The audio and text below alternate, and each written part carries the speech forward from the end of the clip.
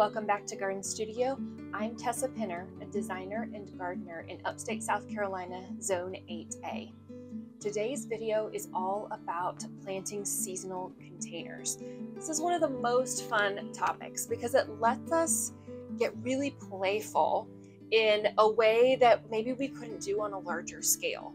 There is a possibility of having just a fun world in a container, and that's sometimes all you need. Containers can be such a strategic design tool, bringing softness, color, green, interest to an area that might otherwise not have any. It gives you yet another layer to the garden environment. It lets you switch out by season and try new things.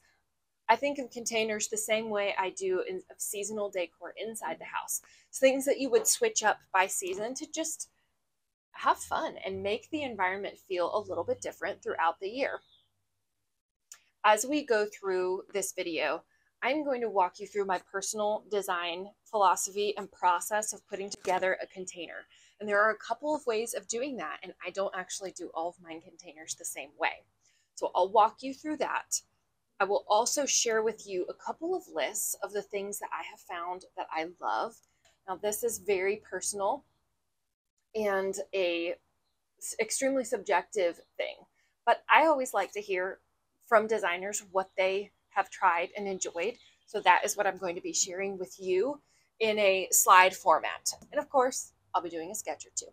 We've all probably heard the old adage, thriller, filler, spiller. And that is a very helpful formula to use when trying to decide what plants specifically need to go in a mixed container. I have done a little illustration here of the kinds of things I look for in a plant that I want to provide these different functions. The first being the thriller is usually where I start with a container that's a mixed container. Thrillers are all about the wow factor. That can be in several different ways. It could be that they're really tall plants, have a very distinct color or texture or leaf structure, or really punchy blooms. It could even be that you're creating something like a tutor or a trellis that's coming out of the pot, growing something up that. I would consider that to be a thriller. It really can be anything that is providing the visual anchor for the planter. The second function is fillers. Fillers provide an essential function of nuance. And I find three different main kinds of fillers. The first one being something that is primarily textural. So this would be like the diamond euphorbia that I am so fond of, and you'll see twice later in this video. It sparkles, it gives texture, it gives airiness, it's interest. Also great as fillers are blooming plants with smaller flowers. I have a whole list coming that has some of my favorite fillers in it, but the primary thing here is that it's not going to be the most eye-catching part of the container, but it gives you that secondary layer of interest. And finally, spillers. This is the dimensional element of coming out and over the edge of the container, whether that's a pot, window box, or some other kind of raised bed or other container. This can be either blooming, purely foliage. You can also have a bit of fun with the shape of your trailers.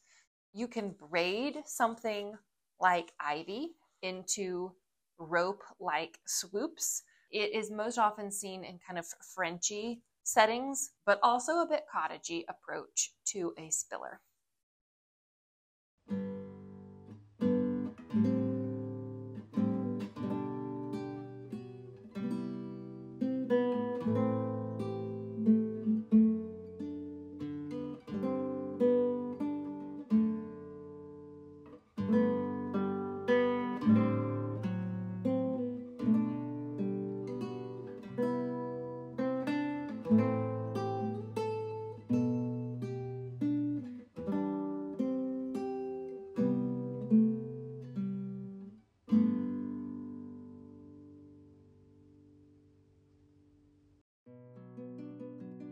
When planting a container, I find it most logistically helpful to fill most of the container with potting soil to about 3/4 or even a little bit more from the top. That way I can still nestle in my plants, get them placed, stand back and look at them, and then go back and fill in around with additional potting soil. I find this a little easier than filling it all the way up and then having to try to move the soil out of the way. Then it might be too full, it can get messy. It's nice to be able to place your plants and then fill in the rest of the way. Pack it down very lightly, go over it with some slow release fertilizer, and water everything in. So this is a standalone planter against a green backdrop. It has other elements in its environs, but right here, the view that you have of it is essentially green backdrop and planter. And I think of a planter in this scenario almost like a stage. What are you going to do on your stage that's interesting? If this is the show, then you should make it good. So I love to combine some unexpected things if I get to do a special combination planter like this. It's about, let me just count. 2 species of caladium with slightly different leaf veining. So you get this idea of caladium, but there's some nuance in it. This one over here has a slightly pinkish red stem. So I pulled off that with this annual Nemesia.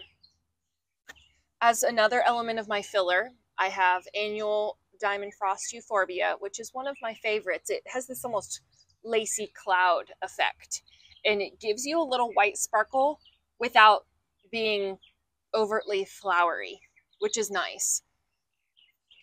I always like to put an unexpected element in my mixed containers, at least one.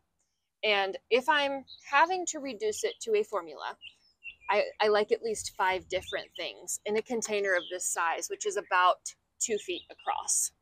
So I have the caladium, I have the euphorbia. My 2 surprises are actually perennials. When you do an annual seasonal planter, it doesn't have to be all annual plants.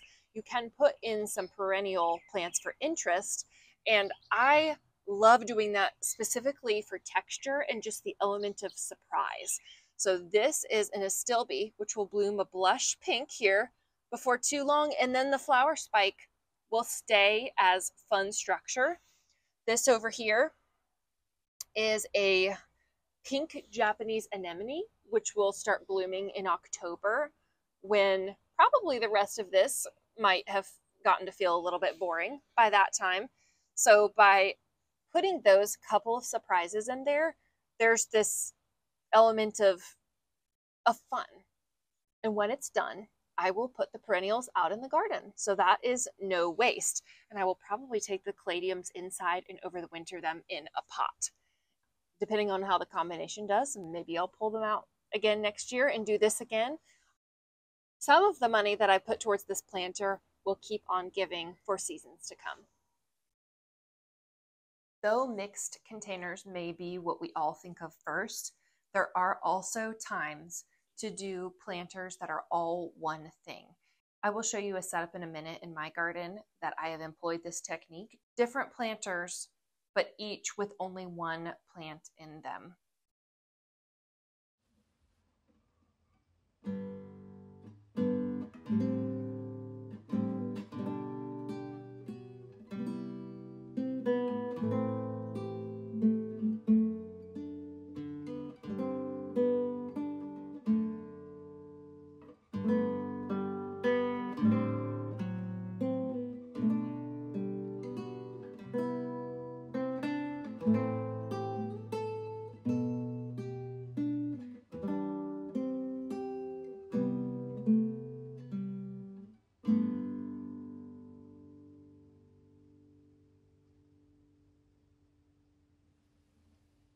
This arrangement of planters here would be an example of the family idea. And this is a technique that I learned when I was gardening in England at Great Dixter, which is famous for its container displays.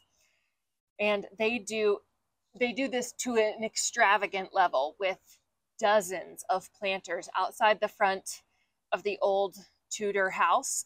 and also on stairways in various other places in a courtyard. There are really imaginative combinations possible. But the key here, the key idea is that when you're planting up planters to mix these elements together, you're doing a single thing in each one.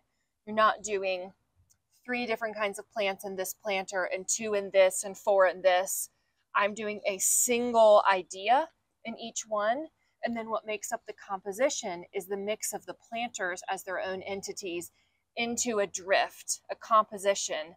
And the cool thing about this that you don't have when you plant everything in one planter is that these had white violas in them until a couple of days ago. And I was able to just remove these 2 pots, refresh this bit. The others are permanent. It's herbs, a shrub, and a tree.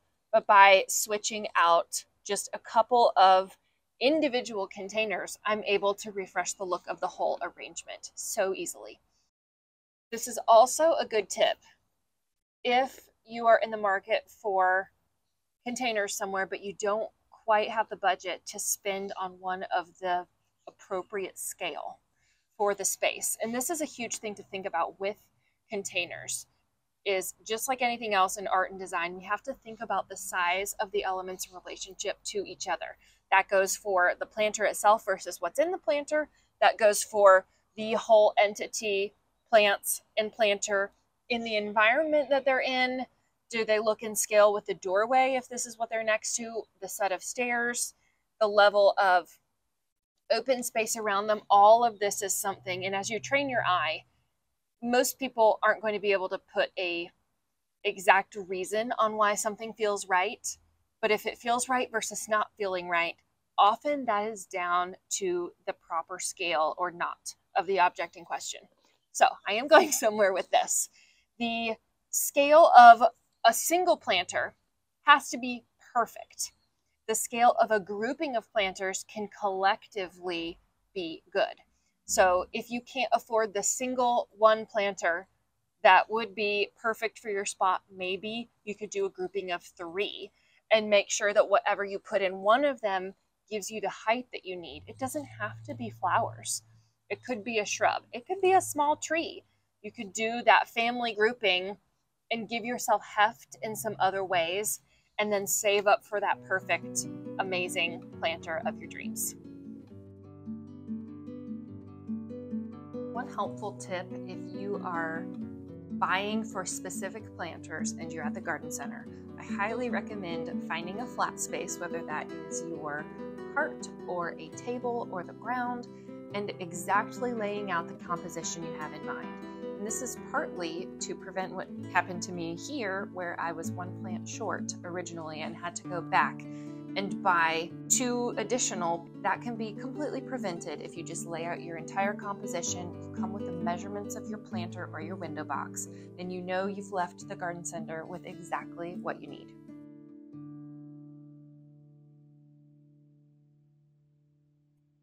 It is important to think through at what distance you are going to be viewing your planter. So this planter is 2 very different distances. The window right behind it is actually my kitchen sink, and I don't know by what miraculous means the dishes just multiply, but there are always hours worth of dishes to do every day. So I look out over this window box a lot, and it brings me a lot of joy to see something beautiful out here, and it will only get better as the season progresses. That said, the other view from which this will be seen is really far away, and right now it doesn't look like a whole lot, but all I really wanted for it was to give a little bit of presence. I don't need big punchy blooms. I'll have those with the hydrangeas next door. Just needed something in here to hold its place and to give me a little bit of white sparkle. Let's say, just for fun, that you live in an apartment and you don't have a garden. You know what I would say to you? Get yourself a couple of incredible planters, or even just 1, and plant it up every season and give yourself the gift of having something fresh throughout the year. Be better to do 1 fabulous planter than to do a whole area around it, but not very well.